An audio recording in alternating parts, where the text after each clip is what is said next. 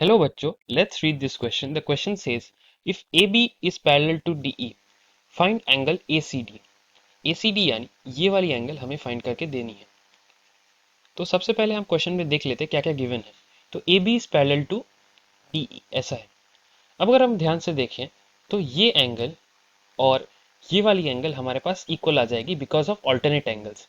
Since A B is parallel to D E और A इन दोनों lines को intersect कर रहा है तो ये दोनों ऑल्टरनेट एंगल्स आ गई हमारे पास। So we can say angle B A C is equals to angle C E D.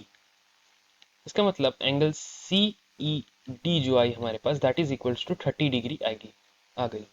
तो ये है 30 डिग्रीज।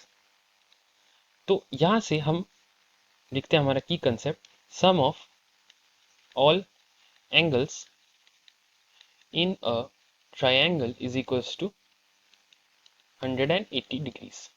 तो यहाँ से हम देख सकते हैं angle D C E plus angle C D E plus angle C E D is equals to 180 degrees आ जाएगा। सो यहाँ से जब हम लिखते हैं इसको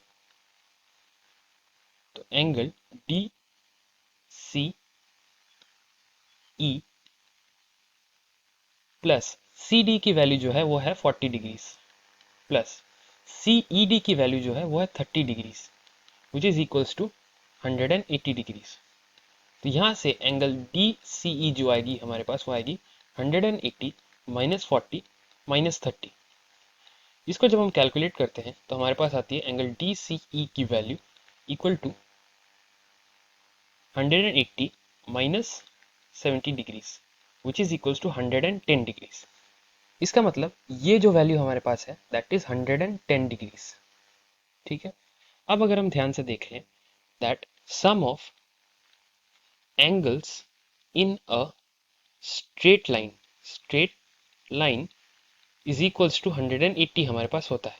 since A C E is a straight line तो ये दोनों angles this angle and this angle इन दोनों का सम भी 180 होगा। तो यहां से हम लिख लेते हैं that angle A C D जो हमें फाइंड करना है plus angle D C E is equals to 180 degrees.